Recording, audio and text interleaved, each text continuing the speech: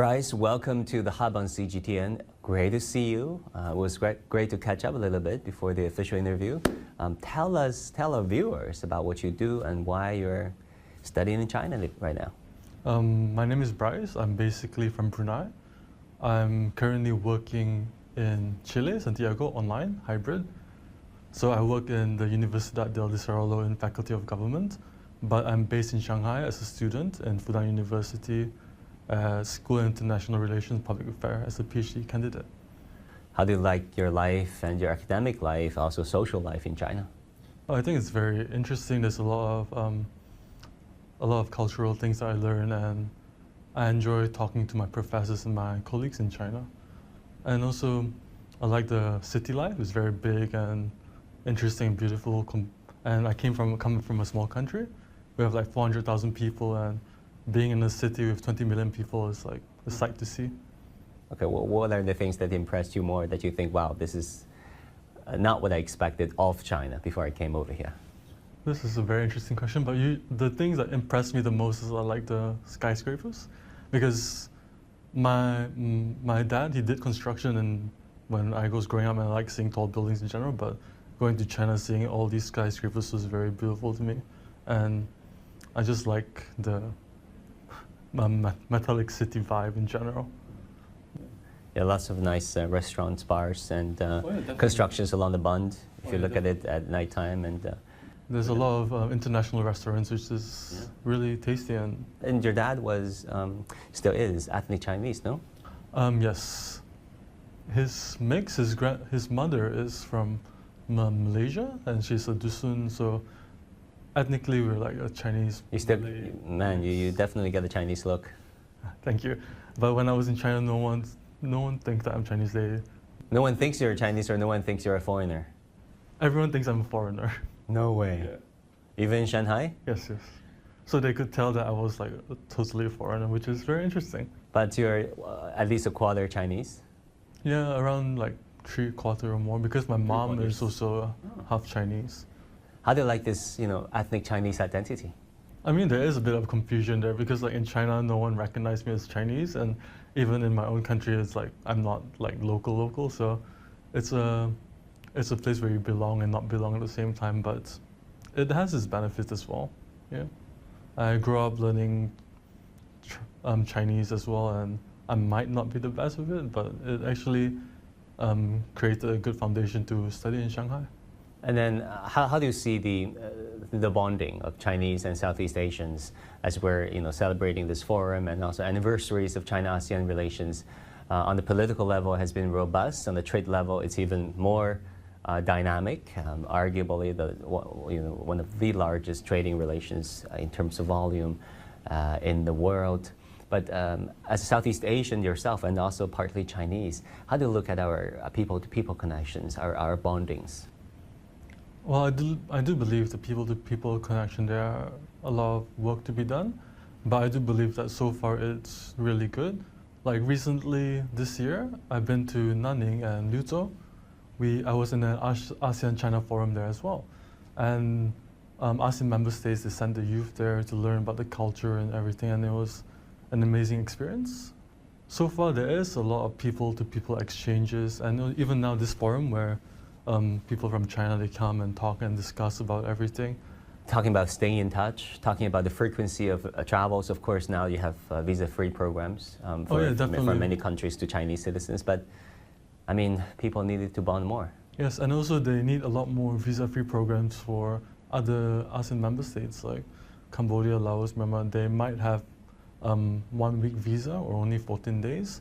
And I do believe having more is also really good. You mean we don't have reciprocal visa-free travels for you guys? Yes.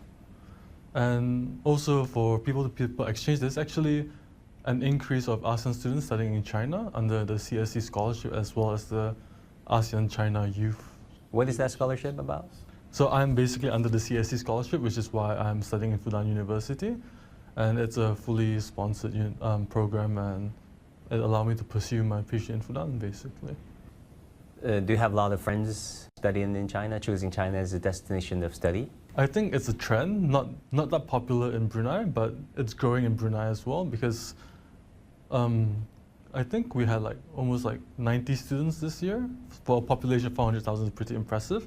And in Fudan University, we had 600 Malaysians, and Thais is like over a few hundred. And I think in Southeast Asia, as a total in Fudan University alone, we have more than 1,000.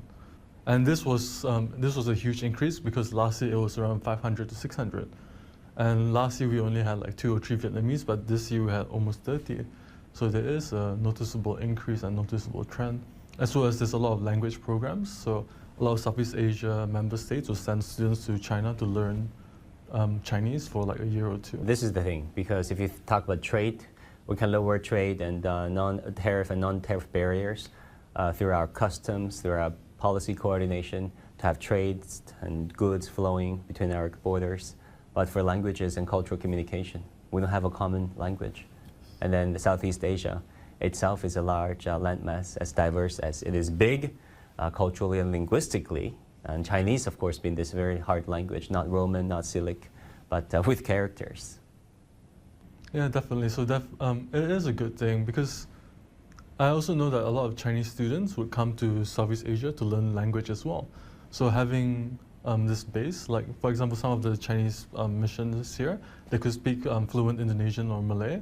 We need a means of communication, tools of communication, which we currently lack, right? Talk to us about that, and which will be the theme of your presentation. Well, the lack of communication, I believe, can be solved in a lot of ways. Like I said, like language exchange programs is very important. And I do believe that, at least in China-ASEAN, we're both going to a right step with proper people-to-people exchange. There's a lot of centers that are opening up in Southeast Asia, like the Tsinghua Center in Bali. Fudan is going to open a medical center in Malaysia in the coming years. And there's a Xiamen University in one of Southeast Asian country. There's a university based in Malaysia and Laos as well. So there are universities and think tanks and foundations, centers are opening up in Southeast Asia to promote language exchange. And I do believe language is a very integral part of people-to-people exchange.